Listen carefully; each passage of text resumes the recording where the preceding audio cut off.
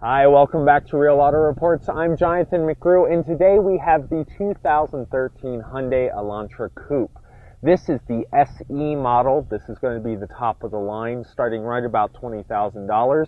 And we're going to go in depth on this car and tell you all the details you need to know about it, including what's special about the SE trim and what comes standard on it that is different from the base GS trim. So join us as we jump in and hit the road.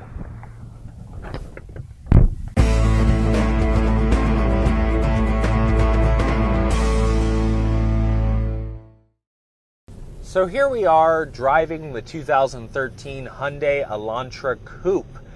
This is an interesting car to me because it is a car that started as a four-door and now has gone to a two-door configuration as an addition to the model line. So we wanted to see, what's really different about it. What's the real detail here that we can tell you?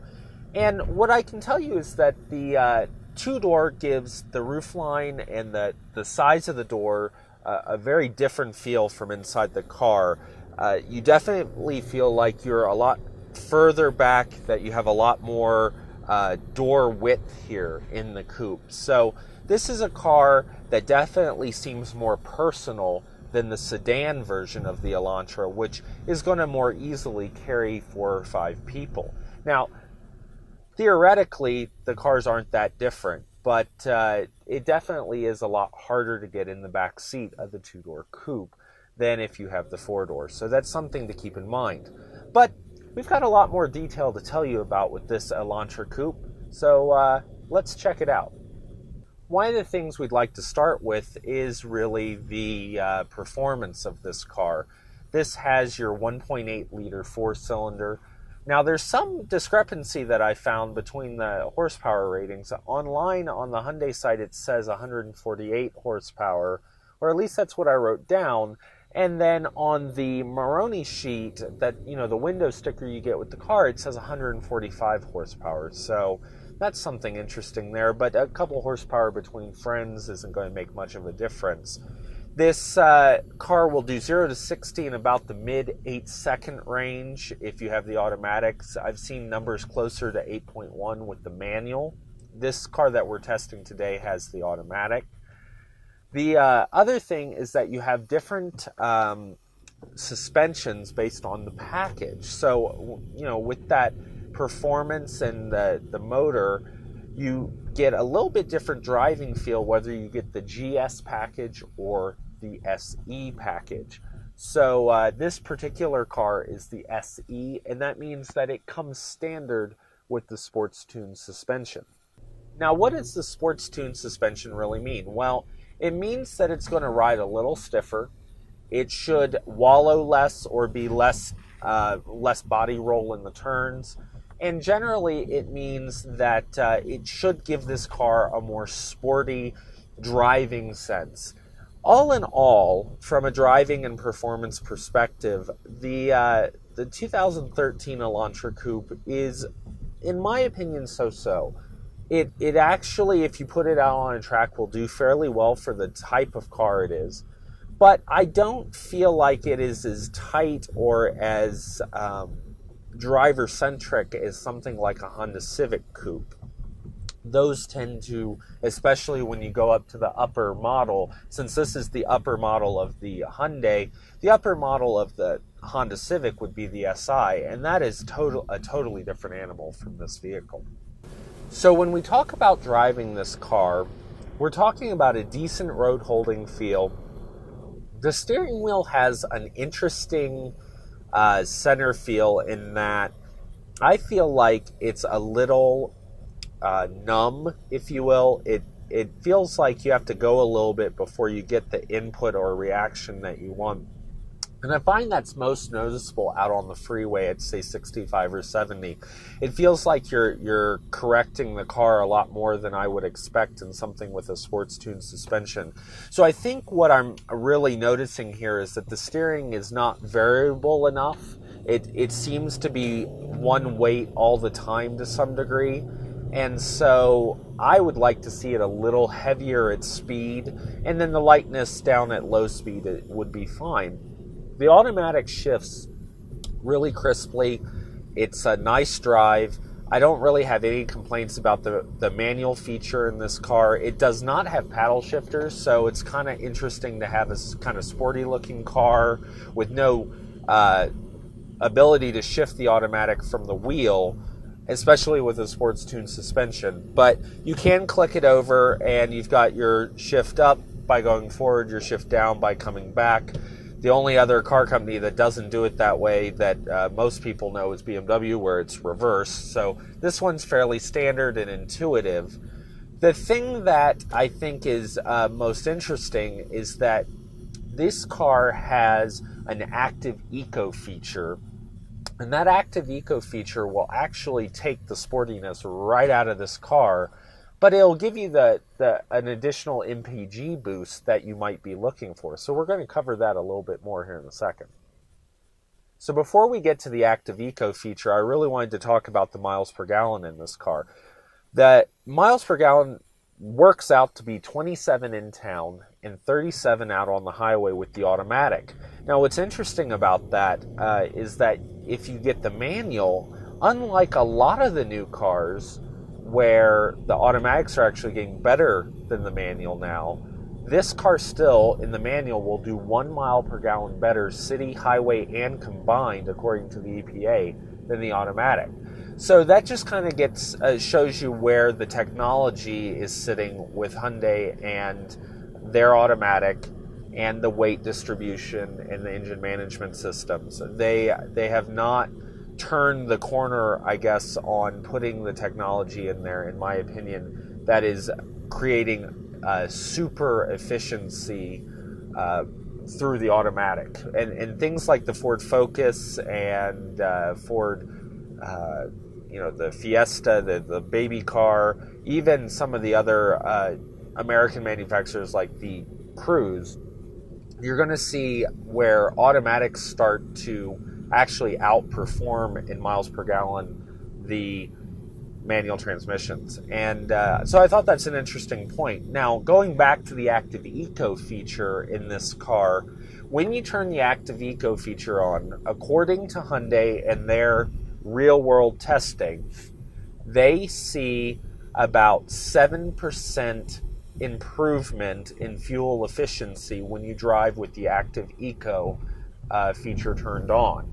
Now, what it's really doing is it's retuning the engine management system, changing the automatic transmission, like the shift points and things like that, how long it's holding a gear, to make sure that you're getting the most economy out of the car and the way the car is engineered. So that's actually pretty interesting because we do notice the difference when it's turned on and off. And where you're going to notice it the most is starting out from a light. If you have the active eco turned on and you just get into the throttle from a light or from a stop sign, you're not going to get as high revs as you might expect. It's going to throttle back and not give you what is basically full power. It'll give you a subset of that. When you turn the active eco off and you do that same maneuver, you can really feel the difference. And, we figure it's good for a good thing to mention, because if you're in town where most people need their powers from 0 to 35, let's face it, most speed limits in the city are about 35 to 40, if not under that. And when you're trying to change lanes and dart around, to get around cars and traffic and bus and all that kind of stuff, the active eco feature might actually be a detriment to you, because it may not give you the power that you want, and it does not seem to disengage like some cars when you give it full throttle. So I've tried really standing on this, and it does seem like there is a difference when it's on and off. Now, we haven't actually been able to find any factual research done on whether or not the active eco feature will turn on and off when you really jump full throttle. So, we're going to have to investigate that more, but it's something that you should be aware of when you're test driving the car. Try it with the active eco feature on, and then try this doing the exact same things with it off, and see if you can notice the difference. and that might give you a sense of when you want to turn it on and when you don't. For most people, leaving it on, and if you're happy with the way it drives, you'll get that 7%, up to 7% increase, and you'll get, more efficiency, less money spent at the pump, and hopefully you'll be happy. Now let's talk about some other features about this car. Hyundai has done a really good job at packaging the value aspect of their cars. And at almost $24,000, this car is tested, has every option that most people could want. It's got heated seats, dual climate control, navigation with a touch screen, full color, it's a nice interface, satellite radio, Bluetooth, steering wheel controls for volume, phone, the trip computer in the dash. It's got nice, gauges that are easy to read. I mean, there's just not a lot that you could want on this car. Heck, it's even got leather seats with perforated leather. It's a great value at $24,000, and especially when you consider that out on the freeway, you're getting close to 40 miles per gallon with the automatic. It really does, make you wonder why you would spend $10,000 more for something that might have the same rate, same fuel, same thing, option packages, same, everything. The thing that is different about the Hyundai is that it's still not a high-end car. It has a lot of nice features. It's got leather. It's got good looks. In fact, the design language fits really nicely into the rest of the model lines of the Hyundai, so you're going to know that this is a Hyundai when you see it. And we think that they did a nice job changing this from a four-door to a coupe in the Elantra. It sits well, and it really does have a sporty look to it. The thing is it's not a BMW, it's not a Mercedes, it's not even a Honda. It is still very much a Hyundai, and it still has that sense of being value-oriented. And for a lot of people, that's not going to bother them at all. But if you're trying to be aspirational in what you're buying, I think that you're going to find a little bit of disappointment with this car, because it doesn't drive quite as crisply as some of the sports coupes that we've driven, and it doesn't have quite the power that you might be expecting, because 148 horsepower is about the same that the Elantra's had for quite a while. It is not a real boost. Whereas when you look at the Civic Si, and that is a really sporty coupe, that has, closer to 200 horsepower. That's a big difference. And even when you look at something as kind of different as a Beetle, where it's a two-door coupe and you get the 2-liter turbo, you're also going to be looking at 200 horsepower. So those are the sportier cars, and you can still get those equipped right around 24. Maybe not, though, with as much features as Hyundai has jammed into this car for just under $24,000 as tested. So it really is a value play, I think, from Hyundai, and they've done a great job over the last 10-15 years of producing cars with long warranties, good reliability, and generally a nice drive day to day. I had an O2 for many years that actually had been my grandma's car that we used as a second car, and we drove it quite a bit and never let us down. It just wasn't one of those cars that I would have aspired to own. The thing that I see from Hyundai is that with every design change and with every car like this Elantra, it is boosting the sense of the car. And this car has everything going for it that a Civic does. It just could use, I think, a little bit more in the driving experience for those who are passionate about driving. But if you're looking for a good value, a two-door personal coupe with amazing trunk room, this car has got everything and the kitchen sink to offer you.